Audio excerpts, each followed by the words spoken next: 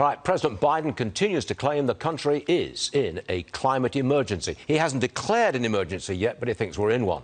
The gentleman on the right-hand side of the screen is Senator Barrasso, Republican from Wyoming. Mr. Senator, do you agree with the president? We're in a climate emergency? No, Stuart, the president is completely out of touch with the needs of the American people. We have a lot of emergencies and crises in this country. Climate's not one of them. We have a crisis of energy, of inflation, a crisis at the border, a crisis of crime in the cities. And the White House has their own crisis of competence and credibility. But two-thirds of the American people say that the president is focusing on the wrong things. And Exhibit A is the New York Times that said only 1% of Americans, only 1%, Stuart, think that climate is the primary concern for them. Only 3% of Democrats. People know what they're concerned about, and it's inflation. It's being able to afford to fill a tank of gas or to buy a full week worth of groceries. Or now here we are at the end of the month. It's making sure they have money left over for bills. The president is focusing on the wrong thing, Stuart. Well, the administration just announced that they're going to sell an additional 20 million barrels of oil, taking it out of the Strategic Petroleum Reserve. How much relief will that give to drivers at the pump? Well, very little, Stuart. Look, I just saw your excellent report with Hillary a few minutes ago. What we have is a president who doesn't have the right solutions for the problems facing America today. They're taking 1 million barrels a day out of the Strategic Reserve.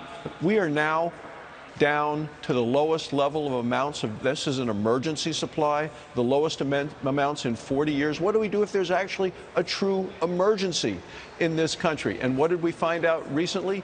That 1 million barrels went to China. Stuart, we are producing 1 million barrels of oil less a day now than we were right before the pandemic.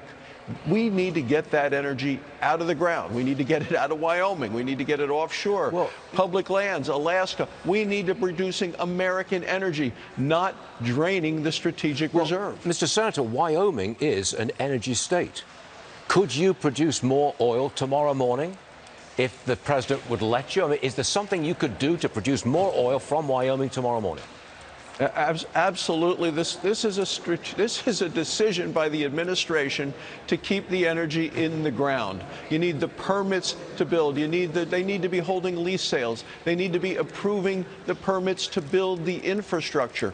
We have it here in America. This administration, is kind of hell-bent on kowtowing to the climate extremists, and it's to the detriment of the American people. Joe Biden seems to like high energy costs because it's going to force people in his mind to buy electric vehicles. Look, Stuart, we're facing, two-thirds of the country is facing energy shortages to the point of blackouts this summer. Gas is still $2 a gallon higher than it was the day Biden took office.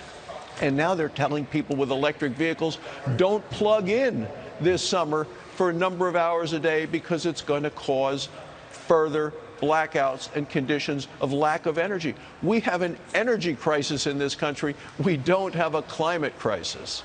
I'm sure you saw this poll. We reported it yesterday. It's a new poll, and it shows that the top 5 most popular senators, well, they're all Republicans, and you, sir, are number 1. You've got 70% approval in the great state of Wyoming. Why is that, Mr. Senator? Why are you so good? Well, look, I am very blessed to represent the people of Wyoming, Stuart. I saw that Cynthia Lummis, the other senator from Wyoming, is right up there. We go home every weekend. We travel our state. We listen to people. It's a small state. People get to know their senators. Politics in Wyoming is very personal. Well, it's face-to-face, town-to-town, and both Cynthia Lummis and I do that every weekend. You are the inverse relationship to the president, who has a 70% disapproval rate, and you've got a 70% approval rate. That's a nice place to be. Mr. Senator, thanks very much for being on our program. Well, Wyoming is a nice place to be, Stuart. Thanks so very much. I have been there once or twice, and I'll get back there soon. Bring the grandkids. I saw you had the grandkids there today. Bring them to Wyoming. That's an invitation for my grandchildren to go to Wyoming. Okay, I'm glad you saw them. They might just be there. Senator John Barrasso, thank you, sir. We'll see you again soon. Thanks. All right. Thanks, Stuart.